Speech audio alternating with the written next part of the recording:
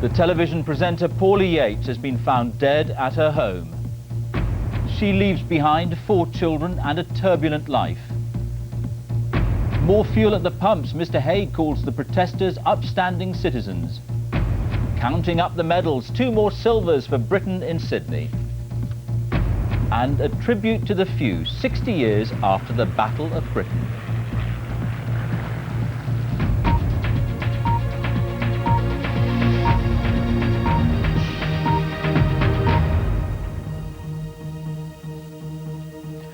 Good evening. The television presenter Paula Yates has been found dead at her home in West London.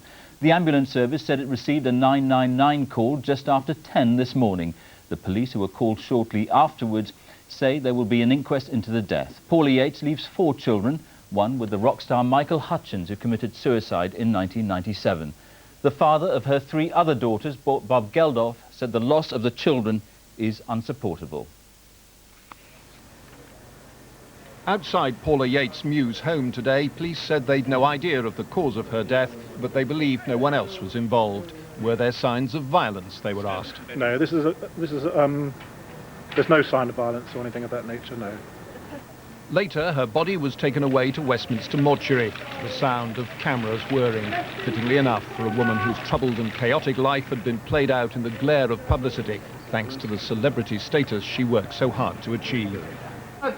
Recently, she'd been trying to rebuild her life, including an appearance with Jerry Springer. Before that, there'd been bouts of depression, reports of attempted suicide, a string of affairs with younger men, and addiction to drugs and drink. It was in 1977 that she began a relationship with the rock star Bob Geldof.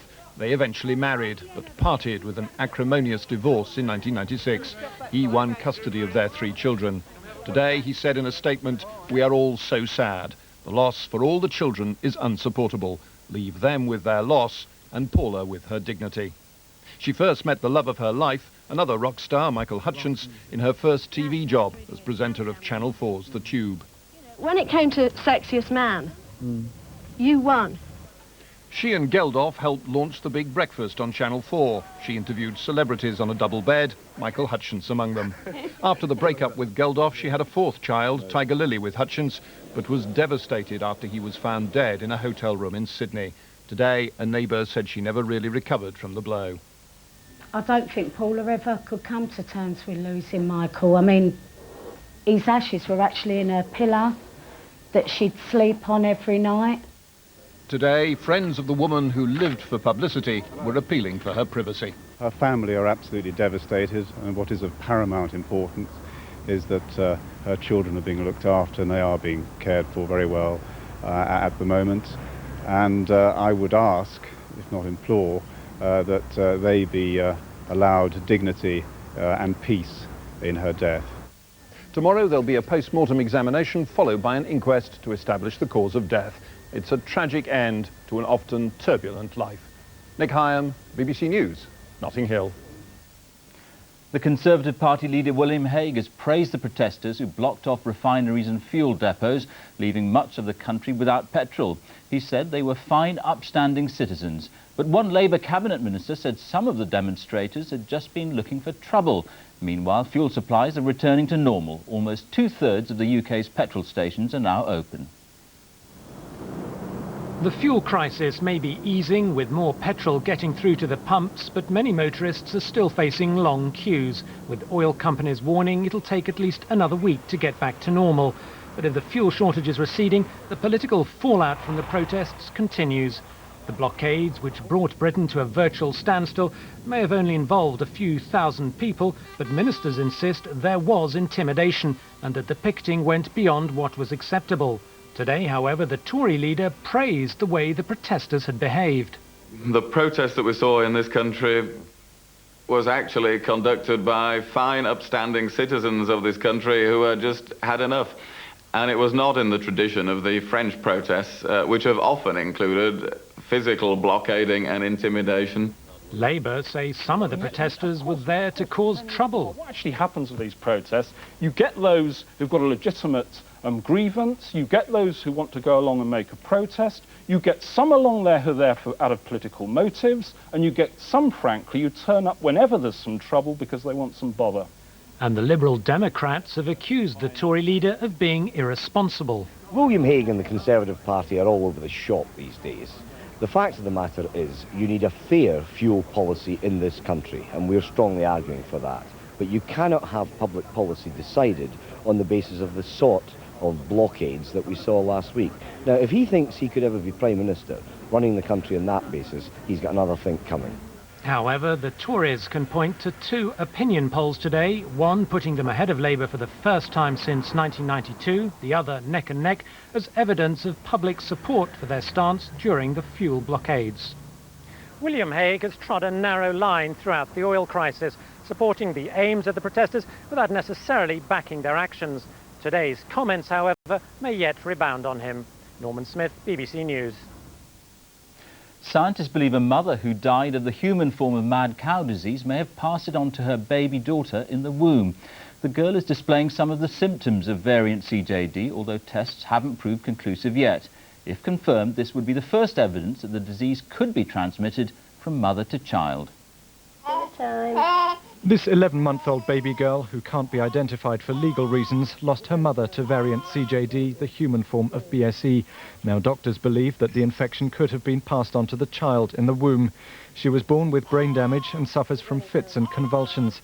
Her grandmother, who now looks after the baby, has been told that she's showing symptoms of CJD, though no conclusive diagnosis has been made. They are convinced that the damage to the brain happened at conception, or as near to conception as you can possibly get. Tests on the baby's appendix found no certain evidence of CJD, but if a link is eventually established, it would be the first time the illness has been passed from a mother to her baby. The evidence on that is not entirely clear. I think the best interpretation of the evidence is that vertical transmission, that is transmission from mother to child, from dam to calf in the cattle situation, probably does occur. Variant CJD is believed to have been transmitted to humans primarily through eating beef infected with BSE. 4 years ago, researchers conceded that in cattle, the disease could spread from cow to calf. Proof that maternal transmission could also happen with the human form of the disease would fundamentally alter scientists' assessment of variant CJD. The Department of Health says it won't comment on individual cases, but says as yet there is no evidence that CJD can be passed from mother to child. Daniel Bircher, BBC News, at the Department of Health. Spitfires and Hurricanes have taken to the skies above Kent this afternoon, a tribute to the aircrew who took part in the Battle of Britain 60 years ago. Earlier, the Prince of Wales and the Duke of Edinburgh joined more than 100 war veterans for a special service at Westminster Abbey. One by one, they dropped from the clouds. Old friends gathering to pay their own tribute to the men and women who turned the might of Nazi Germany. For 3 months, the RAF's young pilots faced relentless attacks. Unless they could be neutralized, Hitler's invasion plans could not succeed.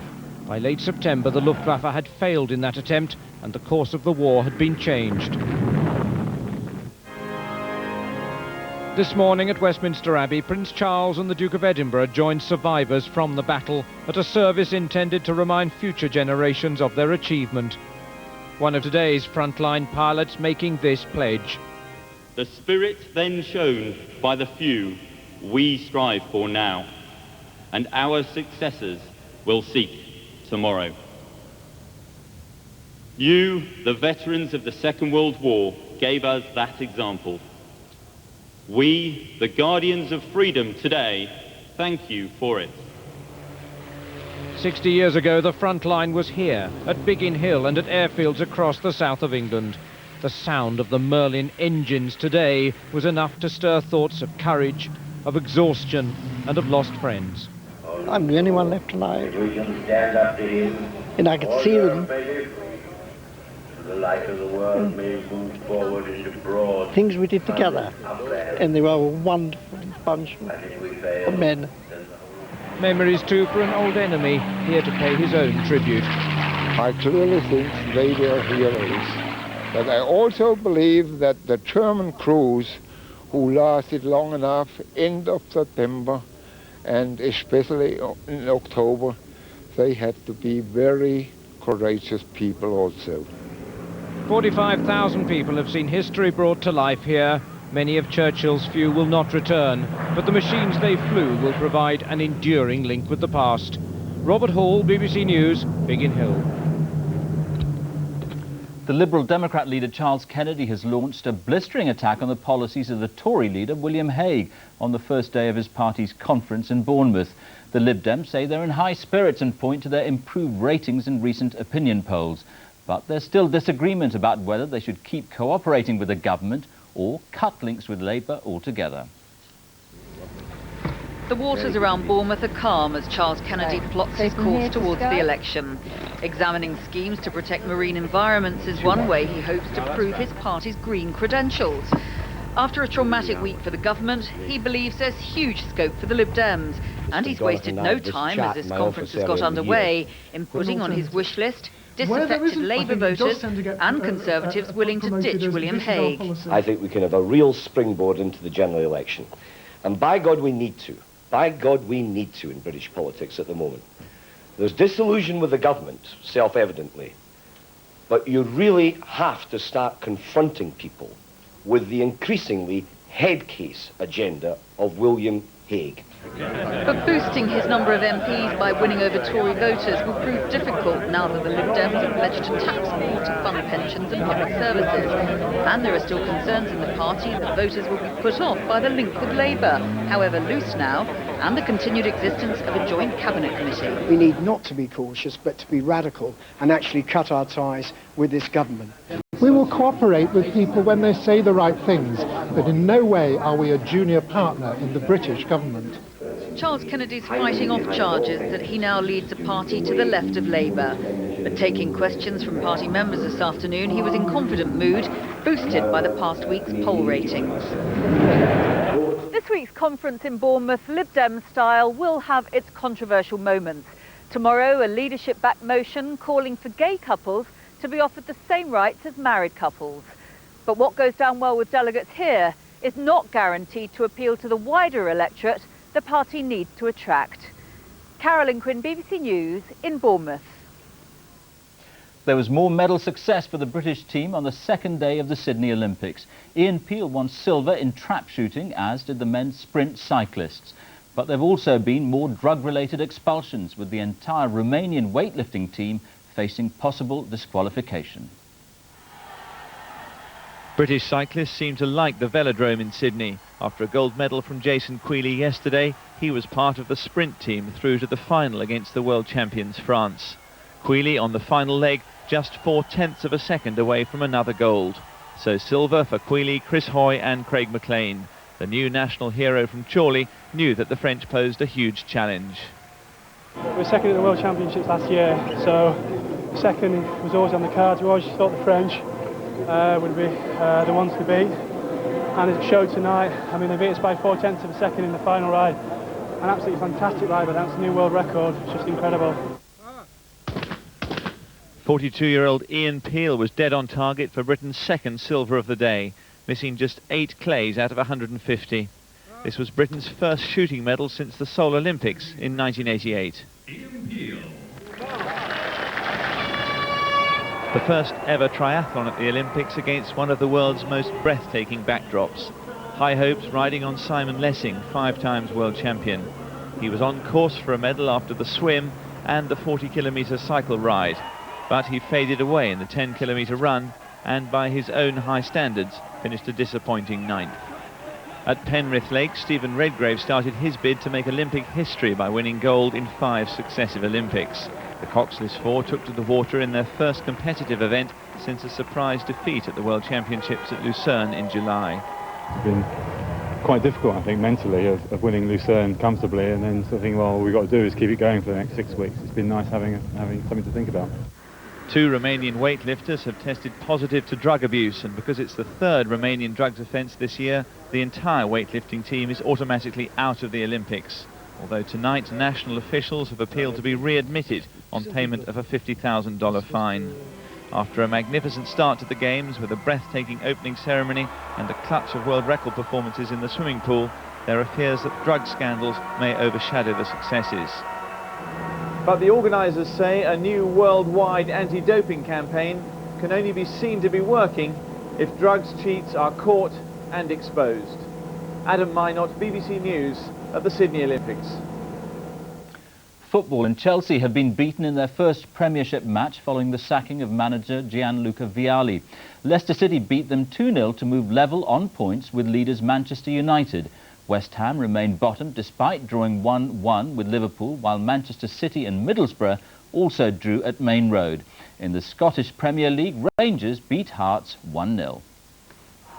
The worst of possible starts for Chelsea, 1-0 down within minutes. Leicester's Muzzy Izzet the scorer. And Izzet got under the home side's skin again soon after. This tussle with Chelsea's volatile captain Dennis Wise saw both men get yellow cards. Chelsea's newly appointed but not yet fully installed coach Claudio Ranieri saw a woefully lacklustre performance from his new charges. A wobbly defence exploited for the second goal by Stan Collymore, whose celebrations only rubbed home the gloom that's now descending over Stamford Bridge. There's not much to cheer about at Upton Park either, where West Ham went behind early on, thanks to the agility and timing of Liverpool's England international Steven Gerrard. The Hammers' second-half efforts were rewarded, though, Ancho tripping Canute in the box, earning a penalty stroked home with characteristic cool by Paolo Di Canio. But 1 point doesn't help much, and West Ham stay rooted to the bottom of the Premiership. Middlesbrough aren't that far above them, despite taking the lead at Main Road. Power and accuracy, the key properties of Gianluca Festa's emphatic header. But Manchester City ended up sharing the points after a late intervention from the unpredictable Paulo Wanchope. Telescopic legs and a divine big toe, lighting up an otherwise drab game. Steve McCormack, BBC News. And that's it for now. There'll be more from the newsroom at 10:30 on BBC One, and there are news updates throughout the evening over on BBC News 24.